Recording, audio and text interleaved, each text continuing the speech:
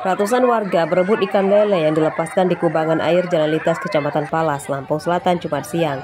Kejadian tersebut merupakan aksi protes warga terhadap pemerintah Lampung yang tidak kunjung memperbaiki jalan ini. Ikan lele yang dilepaskan di jalan rusak didapat dari hasil iuran warga yang kemudian dilepaskan dan diperebutkan lagi oleh warga. Peserta yang ikut tidak hanya pria dewasa saja, namun juga emak-emak dan anak-anak sekolah. Gubernur Lampung dan Bupati Lampung Selatan didesak segera memperbaiki jalan ini karena sudah lama menyebabkan warga menderita. Diperhatikan jalan di Bumi Restu karena dari 10 tahun ke sini belum ada kesetup sama sekali. Dan harapan masyarakat Bumi Restu harusnya udah ada jalan yang bagus, sampai sekarang belum bagus. Nah, harapannya tahun ini harus ada perbaikan dari jalan. Dengan jalan rusak ini apakah ada yang pernah jatuh naik motor atau gimana Pak tadinya Pak? Sebenarnya ada. Sering ya?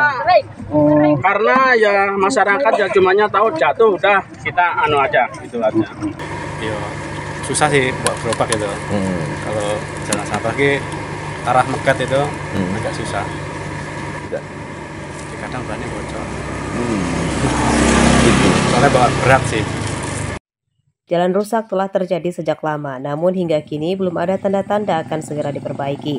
Meski rusak parah, namun setiap hari jalan ini ramai dilewati kendaraan warga lokal dan luar daerah karena menghubungkan jalan utama lintas Sumatera dengan jalan lintas Pantai Timur atau Jalan Pantim Lampung Timur. Selain menyebabkan waktu perjalanan lebih lama, jalan rusak juga sering menyebabkan kecelakaan dan kendaraan rusak. Aris Susanto melaporkan dari Lampung Selatan.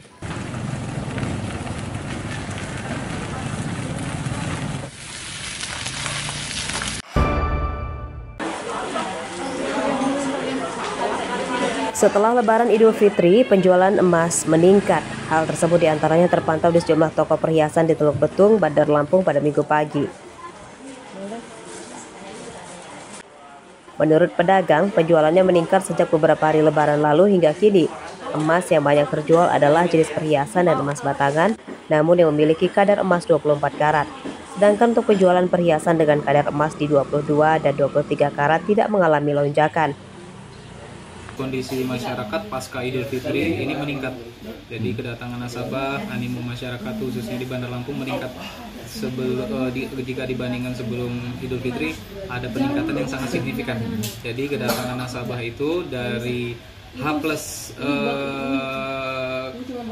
plus berapa ya? Pokoknya jam masuk kerja ya. Itu sudah sangat meningkat. Kalau untuk perbandingan berapa persen meningkatnya, Bang? Kurang lebih estimasi kita. Estimasi ya bisa 20 sampai 30%. 30. Kalau untuk warga, kalau untuk jumlahnya sendiri satu hari itu ada berapa Bang pengunjung tempat kita sendiri ini Bang? Pengunjung itu bisa mencapai 100 nasabah. Itu mencari logam semua Bang? Rata-rata sebagian besar masyarakat logam mulia, ada juga yang perhiasan. Harga emas 24 karat pada hari Minggu kemarin lebih dari 1,8 juta rupiah per gram. Menurut warga, meski harganya mahal, namun mereka tetap membelinya karena untuk investasi jangka panjang dan mengantisipasi dampak terpuruknya ekonomi dunia setelah Presiden Amerika Serikat menaikkan pajak impor dari sejumlah negara, termasuk Indonesia.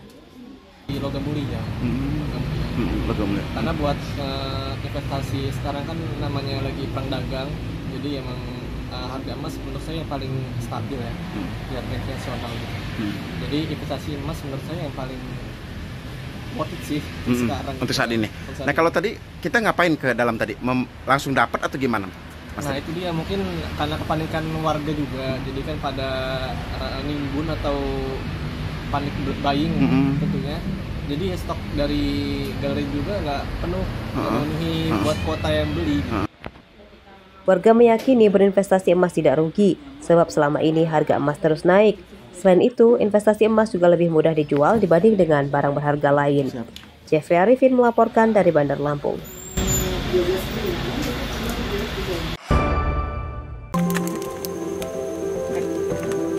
Para petani biji kopi di Lampung Barat kini sedang bergembira.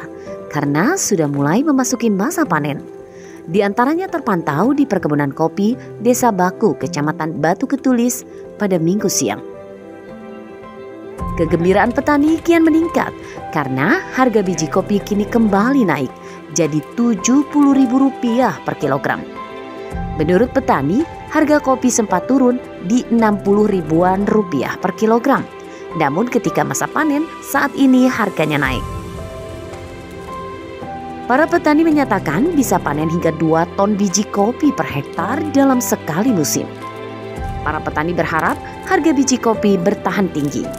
Selain untuk memenuhi kebutuhan hidup keluarganya sehari-hari, para petani kopi yang sedang makmur saat ini juga bercita-cita bisa segera naik haji. Petani kopi dengan harga 70.000 lebih ini, apa perasaan?